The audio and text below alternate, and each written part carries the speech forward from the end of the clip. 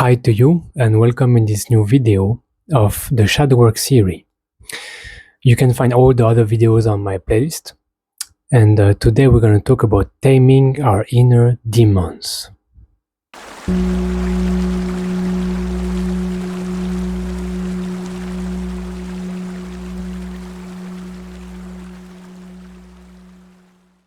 So the papers are moving behind me because there's a fan right there, in case you were wondering.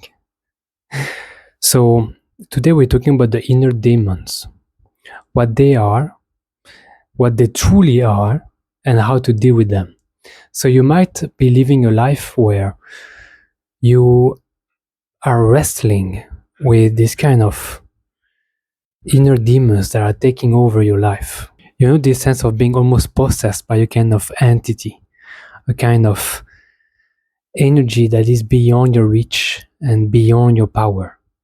And this can be very scary and very uncomfortable, but this is not mysterious at all, with a good understanding of psychology, because these inner demons are just suppressed parts of ourselves. So this is the right understanding to have. They are not foreign to you, they are not entities, they are not real demons trying to kill you. They are parts of you that have been so suppressed in the subconscious, so rejected, that they seem foreign to you. So in truth, this inner demon that you're experiencing is actually your inner child. And I know that it seems very scary. I know that it seems so frightening that you're completely possessed by this, but it is really an inner child. So as much as when you were a kid and you were trying to go to sleep and you were scared of the dark and you thought there was a demon in the room, and as soon as you would turn on the light, you will see that there's no demon, that it was only your imagination. Well, it's the same here. It's the same because there's a misperception of what it actually is. So for example, let's say as a kid you're going through a difficult traumatic event and you suppress anger.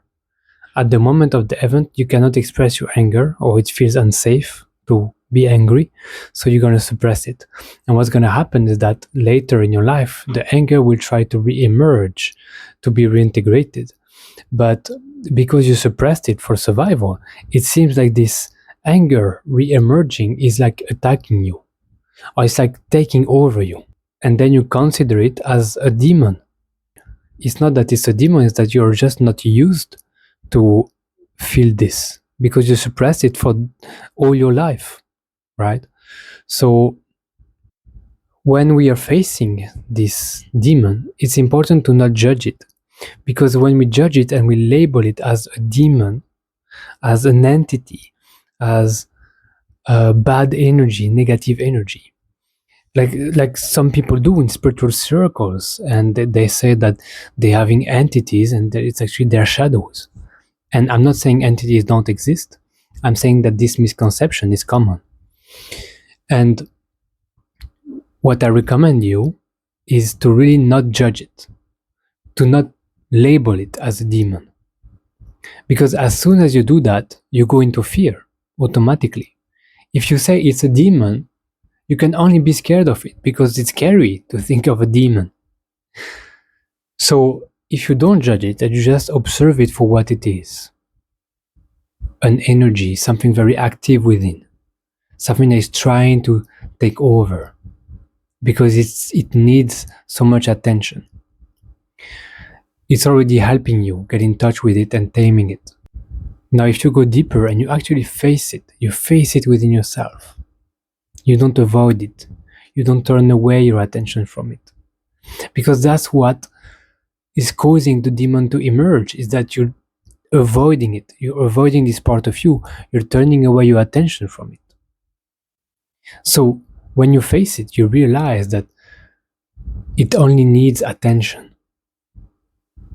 It only needs attention and allowance.